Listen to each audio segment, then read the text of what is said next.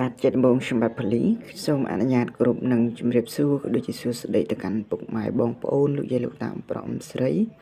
មិត្តយកໄວនៅក្នុងបណ្ដាញសង្គមសាជាថ្មីម្ដងទៀតហើយបាទថ្ងៃនេះផងដែរខ្ញុំបាទផលីក៏បានរៀបចំនៅតម្រុយឆ្នោតវៀតណាមល្អៗដែលមានប្រកបដោយពុកម៉ែបងប្អូនលោកយាយលោកតាអំប្រុសអ៊ំស្រីទៅធ្វើការចាក់សំដែលគិតថ្លៃរួចរាល់ហើយបាទប៉ុន្តែមិនជាការហៅតម្រុយក្នុងថ្ងៃថ្មីជូនពុកម៉ែបងប្អូនជាតាមបងស្រីឲ្យទៅឆ្មាថ្មីកុំភ្លេចជួយចុច like ហើយនិង subscribe អ្នកនេះបាទដើម្បីធ្វើការលើកទឹកចិត្តឲ្យខ្ញុំមានកិច្ចកម្មការរបស់ថ្មីជាបន្តទៀត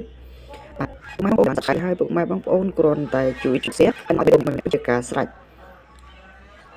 បាទខ្ញុំក៏សូមអធិស្ឋានដល់ពុកម៉ែបងប្អូនសម្រាប់ការទីផលបាទដោយសារថ្ងៃហ្នឹងគឺសូមបានពីថ្ងៃបងប្អូនសម្រាប់ការឲ្យតម្រុយរបស់ខ្ញុំបាទបើចូលខ្ញុំតែចូលបើសិនជាអត់ចូលទៀតខ្ញុំហៅពុកបងប្អូនបាទអញ្ចឹងពុកម៉ែបងប្អូនដែលបានតាមពីសមគឺគាត់បានចុះហើយបាទគឺអត់ចូលចាំទេសម្រាប់ពុកដែលចូលដល់បងប្អូនហើយនឹង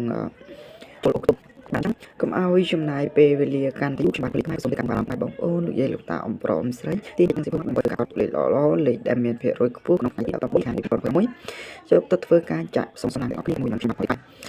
បាទសម្រាប់លេខអុកក្នុងថ្ងៃនេះគឺយើងមានគុំចាត់គុំពុកម៉ែបងប្អូនបាទបើសិនជាបងប្អូនដឹងគុំណាអាចយកទៅការអុកខ្ទង់លេងបានអុកយើងដាក់បានលេខបាទសម្រាប់លេខតូចគឺយើងមាន73 79បាទក្នុងការ92និង97ហើយក៏ក្នុងការចំណាក់ស្មួយពុកម៉ែបងប្អូន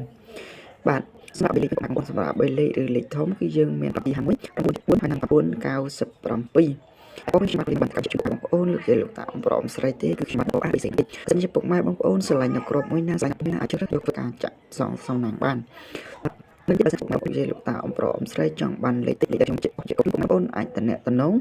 តាមលេខទូរស័ព្ទឬក៏លេខtelegram ក៏អាចហាត់ចូល Facebook របស់ខ្ញុំបាទផលីខ្មែរបាទខ្ញុំមានតែពាក្យអរគុណជូនពរឲ្យពុកម៉ែបងប្អូនជំរុញទៅការសាសនាគឺហេងគ្រប់គ្នាទៅខ្ញុំមានតែអរគុណហើយក៏សូមអរគុណដល់អ្នកស្ដាប់បងប្អូនតាមអ៊ំប្រុសអ៊ំស្រីបើសិនជាចង់បានលេខល្អៗលេខអរគុណលេខដែលមានលេខតិចបុកប៉ុស្តិ៍សួរលេខបងប្អូនអាចតាមទូរស័ព្ទឬក៏ Telegram មកបាន